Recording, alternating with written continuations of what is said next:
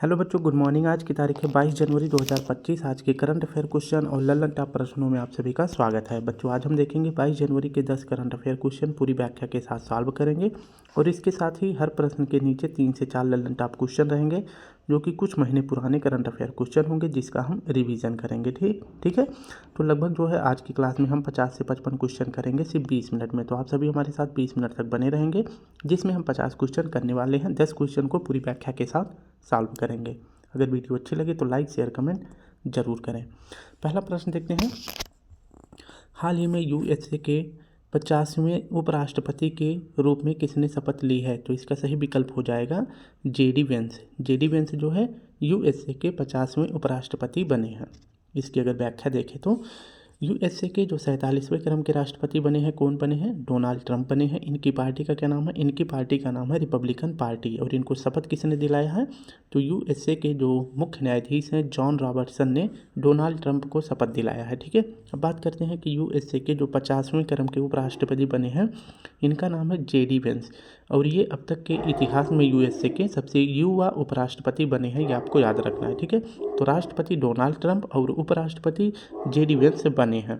और इसके बाद ही जैसे डोनाल्ड ट्रंप ने शपथ लिया है उसके बाद जो है कुछ महत्वपूर्ण फैसले लिए हैं। ये लागू होते हैं या नहीं लागू होते हैं इसके बारे में बाद में पढ़ेंगे, लेकिन शपथ के दौरान इन्होंने क्या क्या बातें बोली हैं इसके बारे में देखते हैं। ठीक है। तो मैक्सिको की खाड़ी का जो है आप सभी को पता है कि मैक्सिको की खाड़ी कहाँ पे है। तो कुछ इस तरह से मैं थोड़ा सा मैप बनाऊंगा ताकि आप सभी को आसानी से समझ में आ जाए। ठीक है। तो ये वाली जो भाग होता है इसे मैक्सिको की खाड़ी बोला जाता है। ठीक है। तो इन्होंने कहा कि जो मैक्सिको की खाड़ी है इसका नया नाम होना चाहिए अमेरिका की खाड़ी। ठीक है। और इसके बाद इन्होंने क्या कहा है कि जो जो माउंट देनाली है ये कहाँ पे है? तो ये अलास्का क्षेत्र में है। इसका फिर से नाम जो है क्या करना चाहिए? माउंट मैकिनले करना चाहिए। ठीक है। और ये जो है माउंट मैकिनले जो है ये उत्तरी अमेरिका की सबसे ऊंची चोटी है जो कहाँ पड़ती है? अलास्का क्षेत्र में। अलास्का का थोड़ा सा मैं मैप आप सभी को बता दूँ, आप सभी देखेंगे तो ये वाला जो रीजन होता है ये अलास्का है। इसके बाद यहाँ पे कनाडा हो जाता है, फिर इसके नीचे जो है यहाँ पे यूएसए हो जाता है, फिर इसके बाद जो है मैक्सिको हो जाता है, ये वाला भाग। ठीक है। तो इन्होंने कहा है कि जो माउंट देनाली है इस रीजन में इसका फिर से नाम क्या करना चाहिए? माउंट मैकिनले किया जाना चाहिए। और माउंट मैकिनले जो है यह उत्तरी अमेरिका की सबसे ऊंची चोटी है जो किस प्रांत में है? तो यह अलास्का प्रांत में है। और इस पर अधिकार किसका है? यूएसए का है। और यह अगर पूछे पहले किसका था तो यह पहले रूस का था जो कि अमेरिका ने खरीद लिया है। ठीक है। और इसके बाद इन्होंने कहा जो पनामा नहर है इस पर भी नियंत्रण किसका होना चाहिए? तो यूएसए का होना चाहिए। अगर बात करें कि पनामा कहाँ पे है तो ये जो है मैक्सिको के नीचे है। कहाँ पे है? तो ये मैक्सिको के नीचे है और जो कि ये दक्षिणी अमेरिका को कनेक्ट करता है। ठीक है। यानी कि ये अटलांटिक महासागर को प्रशांत महासागर से जोड़ता है। कौन सा नहर? तो यह पनामा नहर जोड़ता है। तो इस पर भी बोला है डोनाल्ड ट्रंप ने कि पनामा नहर पर भी किसका अधिकार होना चाहिए? यूएसए का अधिकार होना चाहिए। फिर तीसरा फैसला क्या बोला है? इन्होंने कहा कि अमेरिका में 2 ही लिंग होने चाहिए, एक तो मेल और दूसरा फीमेल होना चाहिए, तीसरा जेंडर नहीं होना चाहिए। और चौथा क्या बोला है कि जो डब्ल्यूएचओ संगठन है इसमें सबसे ज़्यादा पैसा कौन देता है? अमेरिका देता है। और इससे जो है हटने का फैसला किया है यूएसए ने। ठीक है। और ऐसा क्यों कहा? क्योंकि जब बोला है कि जब पूरे विश्व में कोई बीमारी फैल जाती है तब इसके बाद जो है डब्ल्यूएचओ उसको महामारी घोषित करता है और उसको कंट्रोल भी नहीं कर पाता है। तो इसके बाद जो है डब्ल्यूएचओ से निकलने का फैसला किया है। तो चारों आपको याद रखना है। मैक्सिको की खाड़ी का नाम अमेरिका की खाड़ी, माउंट देनाली का नाम माउंट मैकिनले होना चाहिए, पनामा पर जो है अधिकार किसका होना चाहिए? यूएसए का होना चाहिए। और इसके बाद चौथा बोला है अमेरिका में 2 ही लिंग होने चाहिए, यानी तीसरा जेंडर नहीं होना चाहिए, 2 यानी कि मेल और फीमेल होने चाहिए। और पांचवा क्या बोला है? डब्ल्यूएचओ जो है मतलब डब्ल्यूएचओ से यूएसए को बाहर करना है। ठीक है। तो ये बाकी के याद रखना है। राष्ट्रपति कौन बने हैं 47वें क्रम के? Donald Trump. और 50वें क्रम के उपराष्ट्रपति कौन बने हैं? तो जेडी वेंस बने हैं। ठीक है। और यहाँ के अगर पूछे मुख्य न्यायाधीश कौन है तो जॉन रॉबर्टसन है। नेक्स्ट हमारा प्रश्न है, हाल ही में दुनिया के पहले स्वचालित उपग्रह का सफल परीक्षण किसने किया है? तो चीन ने किया है। ठीक है। हमको इतना ही याद रखना है। स्वचालित उपग्रह का सफल परीक्षण किसने किया है? चीन ने किया है जो कि दुनिया का पहला है। बाकी के दोनों उपग्रहों को याद रखना है। और किस रॉकेट से लॉन्च किया है? तो लॉन्ग मार्च 2C रॉकेट से लॉन्च किया है।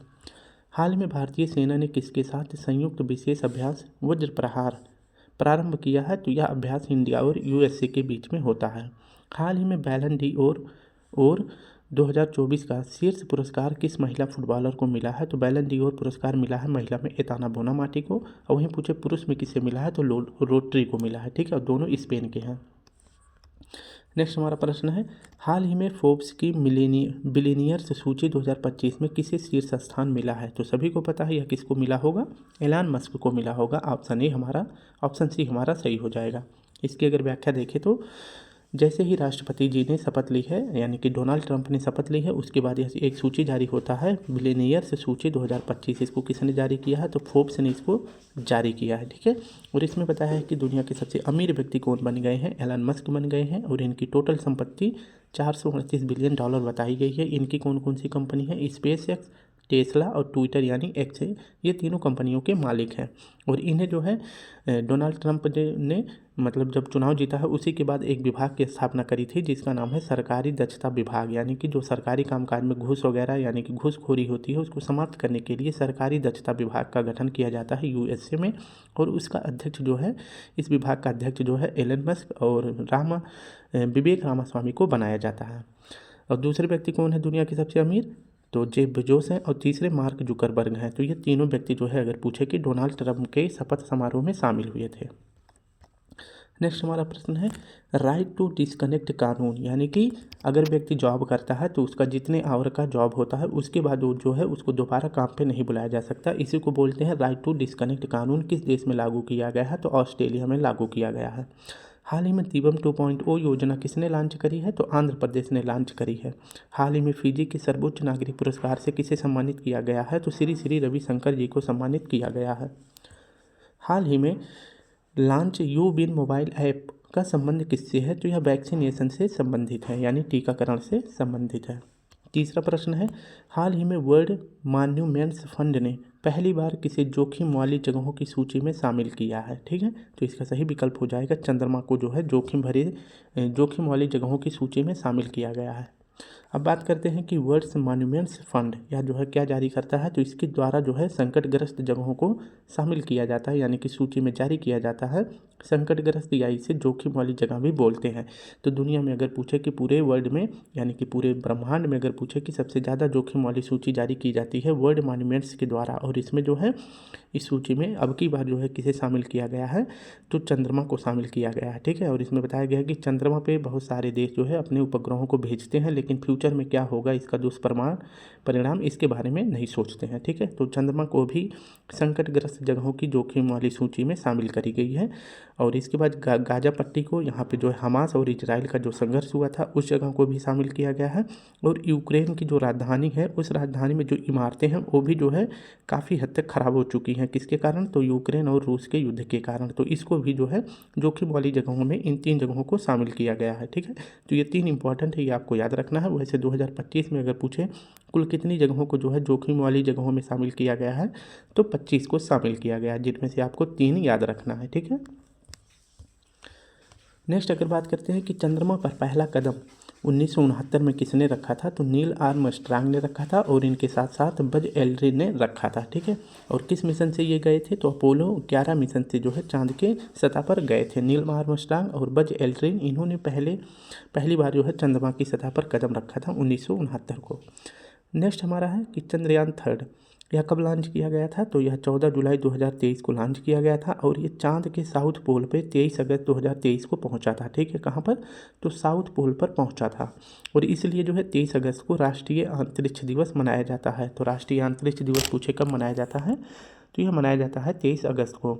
और जो ये चंद्रयान 3 है यह किस रॉकेट से भेजा गया था? तो यह भेजा गया था LVM-3 M4 रॉकेट से भेजा गया था, जिसे बाहुबली रॉकेट भी कहते हैं। नेक्स्ट हमारा प्रश्न है, भारत और किस देश ने वर्ष 2026 को संस्कृति, पर्यटन और कृत्रिम बुद्धिमत्ता के वर्ष के रूप में मनाने की घोषणा करी है? तो भारत और फ्रांस ने करी है 2026 के वर्ष को, ठीक है। हाल ही में इसरो ने भारत का पहला एनालॉग अंतरिक्ष मिशन कहाँ लॉन्च किया है? तो यह लॉन्च किया गया है लद्दाख में, यानी कि जो अंतरिक्ष यात्री अंतरिक्ष में भेजे जाएंगे उनको जो है अंतरिक्ष जैसा फील दिलाने के लिए एनालॉग अंतरिक्ष मिशन को जो है कहाँ लॉन्च किया गया है? तो लद्दाख में, ठीक है। पहले एशियाई बौद्ध शिखर सम्मेलन कहाँ प्रारंभ हुआ है? तो यह प्रारंभ हुआ है दिल्ली में, ठीक है। चौथा प्रश्न हमारा है, हाल ही में वैश्विक स्तर पर कॉफ़ी उत्पादन में भारत को कौन सा स्थान मिला है? तो भारत को 7वां स्थान मिला है, ठीक है। और पूरे विश्व में अगर पूछे कि भारत का स्थान कौन सा है, तो क्षेत्रफल की दृष्टि में 7वां ही स्थान है, ठीक है। अगर इसकी व्याख्या देखें तो कॉफ़ी उत्पादन में अगर पूछे पहला स्थान किसका है तो विश्व में पहला स्थान है ब्राज़ील का। ब्राज़ील में जो कॉफ़ी के बागान है उसको फजेंडा कहा जाता है, ठीक है, जो कॉफ़ी के बागान है उसको फजेंडा कहा जाता है। और ब्राज़ील की राजधानी अगर पूछे क्या है तो ब्राज़ीलिया है। और जो ब्राज़ील में जो बंदरगाह है जिसका नाम है सेंटोस बंदरगाह, ठीक है, यह जो है कॉफ़ी बंदरगाह के नाम से भी जाना जाता है। तो सेंटोस बंदरगाह को कॉफ़ी बंदरगाह के नाम से जाना जाता है। जो फजेंडा है इसे कॉफ़ी के बागान से भी जाना जाता है, ठीक है, तो कॉफ़ी के बागान को यहाँ पे फजेंडा कहा जाता है। और वहीं पूछे कि विश्व में भारत का क्या रैंक है कॉफ़ी उत्पादन में, तो 7वां स्थान है। क्या? तो 7वां स्थान है। अगर बात करें कि भारत में पहला स्थान कौन से राज्य का है कॉफ़ी उत्पादन में, तो कर्नाटक का है, ठीक है। और वहीं पूछे कि भारत में जो कॉफ़ी का पहला पौधा लगाया गया था या कहाँ पे इसको उगाया गया था, तो बाबा बुदन की पहाड़ी पर उगाया गया था। और ये पौधा जो है अगर पूछे किस राज्य में है, यानी कि यह पहाड़ी किस राज्य में है, तो कर्नाटक में है, ठीक है।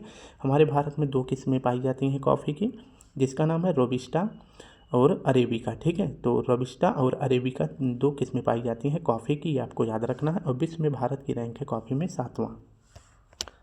नेक्स्ट हमारा प्रश्न है, हाल ही में वैश्विक प्लास्टिक संधि पर बैठक कहाँ हुई है, तो साउथ कोरिया के शहर बुसान में हुई है, ठीक है। तो वैश्विक प्लास्टिक संधि पर कहाँ पर बैठक हुई है, तो बुसान में हुई है। बाकू अजरबैजान में जो क्लाइमेट चेंज के लिए COP29 का आयोजन किया गया था, ये कहाँ पर किया गया था, तो ये बाकू में किया गया था, ठीक है। और वही पूछे कि जो COP16 है किसके लिए किया गया है, तो मरुस्थलीकरण के रोकथाम के लिए किया गया है। और इसकी बैठक कहाँ हुई है, रियाद सऊदी अरब में हुई है। हाल में अंतर्राष्ट्रीय बायोस्फीयर रिजर्व 2024 कब मनाया गया है, तो यह 3 नवंबर को मनाया गया है। हाल ही में अंतर्राष्ट्रीय सौर गठबंधन सभा का 7वां सत्र किसकी अध्यक्षता में प्रारंभ हुआ है, तो भारत के। हाल ही में दुनिया की सबसे कम उम्र के FIDE शतरंज खिलाड़ी बनने वाले अनीश सरकार का संबंध किस राज्य से है, तो ये पश्चिम बंगाल से संबंधित है। 5वां प्रश्न हमारा है, हाल ही में ब्रिक्स ब्लॉक का 9वां भागीदार देश कौन बना है, तो ब्रिक्स ब्लॉक का 9वां भागीदार देश बना है नाइजीरिया बना। कौन सा? नाइजीरिया, ठीक है। तो ये हमारा सही जवाब हो जाएगा, नाइजीरिया बना है। इसकी अगर व्याख्या देखें तो ब्रिक्स का पहले क्या नाम था, तो इसका नाम था ब्रिक। और यह संकल्पना अगर पूछे किसने दी है, तो ब्रिक की संकल्पना दी है जिम ओ नील ने। किसने दी है? जिम ओ नील ने दी है। और इसके बाद जो है ब्रिक की पहली बैठक कहाँ होती है, एकिंतबर्ग रूस में होता है। और कब होता है? 2009 में होता है। और इसके बाद जब इसका 2010वां बैठक होता है, कहाँ पर, तो यह होता है जोहान्सबर्ग में 10वां बैठक होता है। और इसी 10वें बैठक में जो है ब्रिक्स बन जाता है। और इस ब्रिक्स में जो है दक्षिण अफ्रीका भी शामिल हो जाता है, ठीक है। पहले इसमें 4 देश थे, B for Brazil, R for रूस, I for India, C for China थे, ठीक है। तो ये 4 देश थे। एकिंतबर्ग में पहली बैठक होती है, तो इसमें जो है दक्षिण अफ्रीका भाग लेता है। इसकी जब दूसरी बैठक जोहान्सबर्ग में, यानी कि जोहान्सबर्ग अगर स्थान पूछे कहाँ है, दक्षिण अफ्रीका में ही है।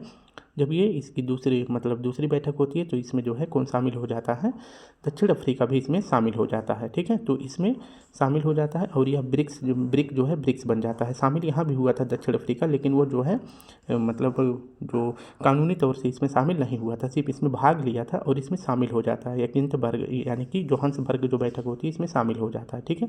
तो यह ब्रिक्स बन जाता है। और इसकी 2024 की जो बैठक होती है कहाँ पे होता है ब्रिक्स की, तो कजान रूस में होता है।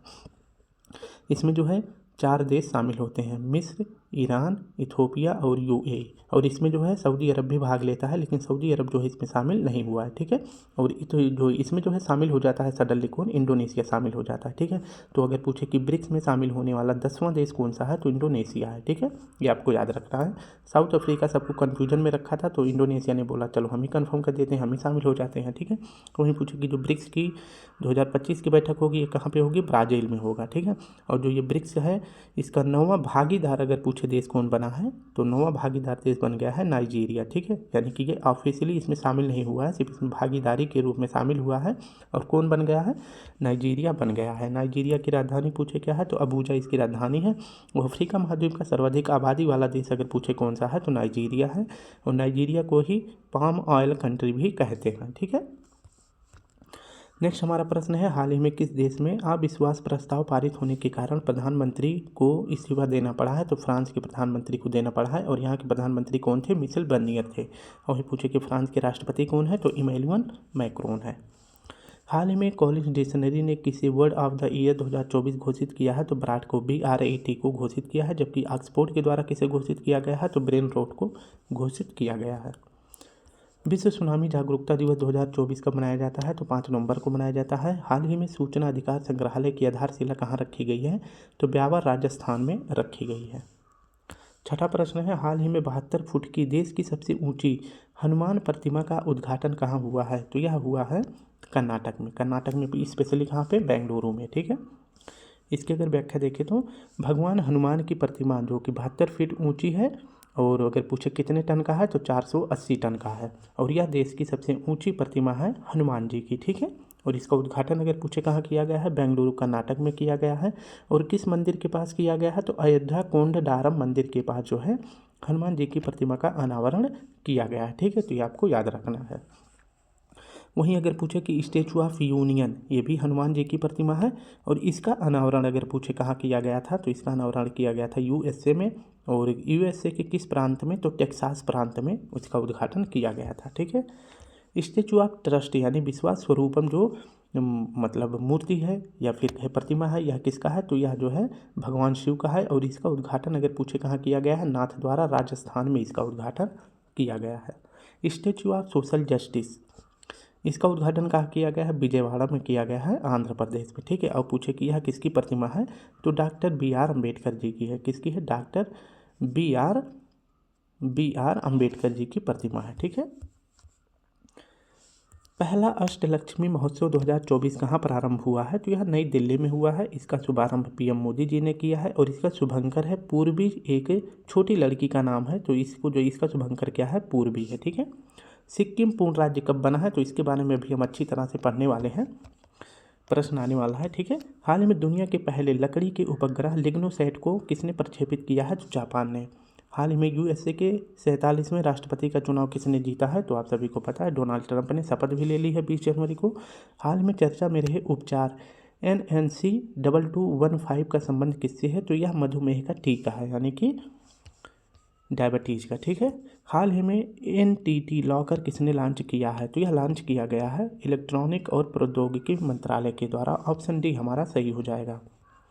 आप सभी को पता है कि डिजी लॉकर पे जैसे मार्कशीट हो जाता है या फिर आधार कार्ड, कुछ महत्वपूर्ण डॉक्यूमेंट्स जो ये अधिकतर जो है ज़्यादा यूज कौन करते हैं? तो विद्यार्थियों के लिए होता है। तो ये आपको याद रखना है। ठीक है। तो ये जो है काफ़ी सफल रहा है और इसके बाद जो है अभी एक और पोर्टल लॉन्च कर दिया गया है NTT लॉकर और यह जो है पूछे किसके लिए संबंधित है? तो यह संबंधित है बिजनेस डॉक्यूमेंट को सुरक्षित रखने के लिए। ठीक है। तो यह जो है किसके लिए है ज़्यादातर? तो यह बिजनेस वाले लोगों के लिए लॉन्च किया गया है NTT लॉकर। अब पूछे इसको किसने लॉन्च किया है? तो इलेक्ट्रॉनिक और सूचना प्रौद्योगिकी मंत्रालय यानी MeitY के द्वारा इसको लॉन्च किया गया है। ठीक है। किसके लिए? तो बिजनेस डॉक्यूमेंट को सुरक्षित रखने के लिए। अब कुछ महत्वपूर्ण पोर्टल देख लेते हैं या योजना देख लेते हैं। जैसे स्वामित्व योजना के शुरू किया गया है पंचायती राज मंत्रालय के द्वारा। शेरनी पोर्टल यूनियन ग्रांट कमीशन के द्वारा यानी UGC के द्वारा लॉन्च किया गया है। सेवा जो है सेबी यानी कि security exchange board of India के द्वारा लॉन्च किया गया है। लोकपत ऐप जो है मध्य प्रदेश सरकार के द्वारा लॉन्च किया गया है। हाल ही में भारत ने किसे हराकर 5वां एशिया हॉकी पुरुष जूनियर कप का खिताब जीता है? तो पाकिस्तान को हराकर। हाल ही में चर्चा में रही पुस्तक स्पीकिंग विद नेचर का संबंध किससे है? तो यह पुस्तक है रामचंद्र गुहा जी की। हाल ही में विशेष आर्थिक क्षेत्र की तर्ज पर विशेष शिक्षा क्षेत्र स्थापित करने की घोषणा किसने करी है? तो उत्तर प्रदेश ने करी है। हाल ही में न्यूट्रॉनों का अध्ययन करने के लिए चर्चा में रहे जूनो वेधशाला का संबंध किससे है? तो जूनो वेधशाला जो है किसके लिए है? न्यूट्रॉनों के अध्ययन के लिए है और इसको लॉन्च किसने करा है? तो चीन ने लॉन्च किया है। हाल ही में हिंद महासागर रिम एसोसिएशन का महासचिव किसे नियुक्त किया गया है? तो इसका सही विकल्प हो जाएगा संजीव रंजन जी को। ठीक है। तो ऑप्शन बी हमारा सही हो जाएगा। इसकी अगर व्याख्या देखें IORA यानी इंडियन ओशन रिम एसोसिएशन, इसकी स्थापना 1997 में होता। इसमें टोटल 23 देश शामिल हैं, भारत भी इसमें शामिल है। अब बात करते हैं कि IORA का सचिवालय कहाँ पे है? तो मॉरिशस में है, ये आपको याद रखना है। और इसके नए अध्यक्ष यानी महासचिव कौन बनाए गए हैं? तो संजीव रंजन जी बनाए गए हैं। कौन? संजीव रंजन जी बनाए गए हैं और ये भारत के हैं। ठीक है। ये आपको इतना याद रखना है। नेक्स्ट अगर बात करते हैं कि RBI के जो 26वें क्रम के गवर्नर बनाए गए हैं, कौन बनाए गए हैं? संजय मल्होत्रा बनाए गए हैं। कौन? संजय मल्होत्रा बनाए गए हैं। और आप सभी को बताना है कि संजय मूर्ति किसके अध्यक्ष बनाए गए हैं? तो संजय मूर्ति आप सभी को बताना है किसके अध्यक्ष बनाए गए हैं। ठीक है। नेक्स्ट अगर बात करते हैं कि हाल ही में विश्व मृदा दिवस 2024 कब मनाया गया है, 5 दिसंबर को मनाया गया है। हाल ही में 16 वर्ष से कम आयु के बच्चों के लिए सोशल मीडिया प्रयोग पर किसने प्रतिबंध लगाने की घोषणा करी है, तो ऑस्ट्रेलिया ने करी है। हाल ही में क्यूएस रैंकिंग एशिया रैंकिंग 2025 में किसे भारतीय संस्थानों में शीर्ष स्थान मिला है, तो भारतीय संस्थानों में आईआईटी दिल्ली को पहला स्थान मिला है। वर्ष 2023 की WIPO ग्लोबल पेटेंट फाइलिंग में वैश्विक स्तर पर भारत को कौन सा स्थान मिला है, तो ग्लोबल पेटेंट फाइलिंग में भारत को वैश्विक स्तर पर 6वां स्थान मिला है। 9वां प्रश्न हमारा है, हाल ही में फ्लेमिंगो फेस्टिवल 2025 का आयोजन कहाँ हुआ है, तो आप सभी फ्लेमिंगो नाम अगर डालेंगे तो यह एक बर्ड होता है, ठीक है। तो इसकी जो है खासियत आप देख सकते हैं कि इसका पैर जो है गुलाबी रंग का होता है, इसकी चोंच जो है मुड़ी होती है और इसकी पूंछ भी काफ़ी छोटी होती है, जैसे बकुला नहीं होता उसी प्रकार से होता है, लेकिन ये बहुत ही खूबसूरत होता है। इसकी पैर जो है काफ़ी लंबे होते हैं, ठीक है। तो आप फ्लेमिंगो डालेंगे तो आपको जो है गूगल पे फ़ोटो दिख जाएगा। और यह फेस्टिवल कहाँ मनाया जाता है, तो यह हर साल आंध्र प्रदेश में मनाया जाता है। फ्लेमिंगो फेस्टिवल 2025 इसका आयोजन आंध्र प्रदेश में किया गया है। और पूछे किस जिला में, तो तिरुपति जिला में इसका आयोजन किया गया है। पुलिकट झील अगर पूछे किस राज्य में है, तो यह तमिलनाडु में है, आंध्र प्रदेश में है और तमिलनाडु के सीमा पर भी है। रामसर साइट्स अगर पूछे पूरे भारत में कितने हैं, तो हमारे भारत में कुल रामसर साइट्स 85 हैं। सर्वाधिक अगर पूछे तमिलनाडु में है, यहाँ पे 18 है और दूसरे नंबर पर उत्तर प्रदेश में है, यहाँ पे 10 हैं। हाल ही में चर्चा में रहे दृष्टि 10i स्टार लाइनर का संबंध किससे है, तो यह एक प्रकार का ड्रोन है। हाल ही में उत्तराखंड ने अपना 25वां स्थापना दिवस कब मनाया है, तो आप सभी को पता है कि उत्तराखंड का जो है निर्माण किस राज्य से होता है, तो उत्तर प्रदेश से होता है, ठीक है। तो इसने अभी अपना स्थापना दिवस कब मनाया है, तो 9 नवंबर को मनाया है। और उत्तराखंड अगर पूछे किससे अलग हुआ है, तो यूपी से। अब वहीं पूछे कि 1 नवंबर को यह छत्तीसगढ़ जो है किसके अलग होके बना है, तो मध्य प्रदेश से अलग होके बना है। और 15 नवंबर को जो है झारखंड बनता है। और 15 नवंबर को भगवान बिरसा मुंडा जी का हैप्पी बर्थडे होता है, ये आपको याद रखना है। और झारखंड जो है किससे अलग होके बना है, तो यह बिहार से अलग होके बना है। हाल ही में PV Sindhu centre for badminton and sports excellence की आधारशिला कहाँ रखी गई है, तो विशाखापत्तनम आंध्र प्रदेश में रखी गई है। हाल ही में फिक्की के अध्यक्ष पद पर किसे नियुक्त किया गया है, तो हर्षवर्धन अग्रवाल जी को नियुक्त किया गया है। हाल ही में मणिपुर मेघालय त्रिपुरा ने अपना स्थापना दिवस कब मनाया है, तो इसका सही विकल्प हो जाएगा 21 जनवरी को मनाया है, ठीक है। तो अब हम बात कर लेते हैं, इसमें थोड़ा टाइम लगेगा क्योंकि प्रश्न को पूरी व्याख्या के साथ हम देखने वाले हैं, ठीक है। थोड़ा सा फिगर के माध्यम से आप सभी को समझाएंगे। अब बात करते हैं मणिपुर मेघालय त्रिपुरा, इसकी स्थापना 21 जनवरी 1972 को होता है। इसलिए इन 3 राज्यों का जो है स्थापना दिवस 21 जनवरी को मनाया जाता है। और इन 3 राज्यों का जो है पुनर्गठन अगर पूछे कब किया जाता है, यानी कि असम से इनका निर्माण किया जाता है 1971 के अधिनियम उत्तर पूर्व पुनर्गठन अधिनियम के तहत इन 3 नए राज्यों का निर्माण किया जाता है 1972 में। अब देख लेते हैं कि इन 3 राज्यों के बारे में, बाकी के जो उत्तर पूर्व के राज्य हैं इनके बारे में हम देख लेते हैं। पहले छोटा सा एक मैप बनाएंगे, इसके माध्यम से आप सभी को बताएंगे, ठीक है। ये मान लीजिए हमारा सिक्किम हो जाता है, फिर इसके बाद यहाँ से लेकर आप देखते रहिए, मैं बना देता हूँ मैप।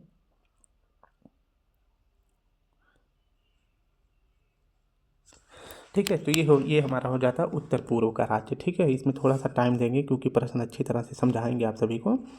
इसमें अगर देखें तो यहाँ पे लेकर यहाँ तक का जो राज्य हो जाता है, और फिर इसके बाद जो है यहाँ से एक और राज्य हो जाता है, फिर इसके बाद एक राज्य हो जाता है, और यहाँ से एक राज्य होता है, इसके बाद फिर एक राज्य हो जाता है, यहाँ से लेकर एक राज्य होता है, और यहाँ पे जो है पश्चिम बंगाल का भाग लग जाता है, और ये वाला जो है सिक्किम हो जाता है, ठीक है। अब यहाँ पे हम देखेंगे ये वाला राज्य अगर बात करते हैं कौन सा है, तो ये अरुणाचल प्रदेश है, ठीक है। और इसके बाद जो है नागालैंड, और यहाँ पे हो जाता है मणिपुर, और यहाँ पे हो जाता है मिज़ोरम। त्रिपुरा वाला अगर बात करते हैं तो ध्यान से देखेंगे ये त्रिपुरा हो जाता है, ठीक है। अब हम कलर चेंज कर देते हैं क्योंकि लाइन जो है एक दूसरे के ऊपर जाने वाली है। तो ये हमारा हो जाता है त्रिपुरा के बाद ये हो जाता है हमारा मेघालय, ठीक है। मेघालय के बाद ये वाला राज्य हो जाता है हमारा सिक्किम, ठीक है। तो इनका हम देखेंगे इनका निर्माण कब होता है, ठीक है। तो अरुणाचल प्रदेश को, और ये जो बीच में ये वाला राज्य है आप सभी देखेंगे, तो ये हमारा कौन सा राज्य हो जाता है, असम। तो असम से ही जो है ओवरऑल सभी कटकर बने हैं, तो ये बीच में हो जाता है असम, ठीक है। तो ये आपको याद रखना है। और यहाँ पे पूछे कौन सा देश है, तो ये हमारा हो जाता है बांग्लादेश, ठीक है। तो ये बांग्लादेश हो जाता है। यहाँ पे अगर पूछे किसकी बाउंड्री लग रही है, तो पश्चिम बंगाल की बाउंड्री लग रही है। तो आप देख सकते हैं, और इनका निर्माण कब कब हुआ है, तो ये आपको याद रखना है, ठीक है। तो मैंने बताया मणिपुर, त्रिपुरा और मेघालय, इनका जो है निर्माण 1972 में होता है, ये आपको याद रखना है। और सबसे पहले अगर पूछे कि पूर्वोत्तर राज्यों में सबसे पहले निर्माण किसका होता है, तो नागालैंड का होता है, 1963 में होता है। ठीक है, तो नागालैंड अगर पूछे कहाँ पे है, तो नागालैंड यहाँ पे है, ये आपको याद रखना है। ठीक है, बाकी के सिक्किम का जो है निर्माण यहाँ पे है, इसको जो है बाहरी राज्य से मतलब बाहरी देशों से मिला के जो है भारत में मिलाया गया था 1975 में। और इस टाइम पे अगर पूछे हमारे देश की पीएम कौन थी, तो इंदिरा गांधी जी थी। कौन थी? इंदिरा गांधी जी। ठीक है, तो ये हमारा पूरी व्याख्या हो जाता है। अब बात कर लेते हैं अपने प्रश्नों की। हाल ही में किसानों की डिजिटल सेवाओं की त्वरित डिलीवरी के लिए आश्रय सेवा केंद्र प्रारंभ करने की घोषणा किसने करी है, तो केरल ने करी है। हाल ही में मॉरिशस के प्रधानमंत्री पद पर किसका निर्वाचन हुआ है, तो डॉक्टर नवीन राम गुलाम जी का। हाल ही में इगास दिवाली उत्सव कहाँ आयोजित किया गया है, तो उत्तराखंड में किया गया है। हाल ही में रक्षा अंतरिक्ष एजेंसी ने पहली बार अंतरिक्ष अभ्यास 2024 का उद्घाटन कहाँ किया है, तो दिल्ली में किया है। तो स्टूडेंट, इस प्रकार से हमने अपने सभी प्रश्नों को पूरी व्याख्या के साथ देख लिए हैं। 25 मिनट 5 मिनट ज़्यादा हो गया क्योंकि पहले प्रश्न में और 10वें प्रश्न में थोड़ा ज़्यादा टाइम लग गया है। तो अपना ध्यान रखिए, कल फिर मिलते हैं, तब तक के लिए आप सभी को प्यारा सा जय हिंद, जय भारत। अगर आप सभी को इसका पे जो है पीडीएफ चाहिए, तो मैं इस वीडियो के टेलीग्राम मतलब इस वीडियो के लिंक में अपना टेलीग्राम दे दूंगा, आप वहाँ से इसका पीडीएफ डाउनलोड कर लेंगे। ठीक है, तो अपना ध्यान रखें, जय हिंद, जय भारत।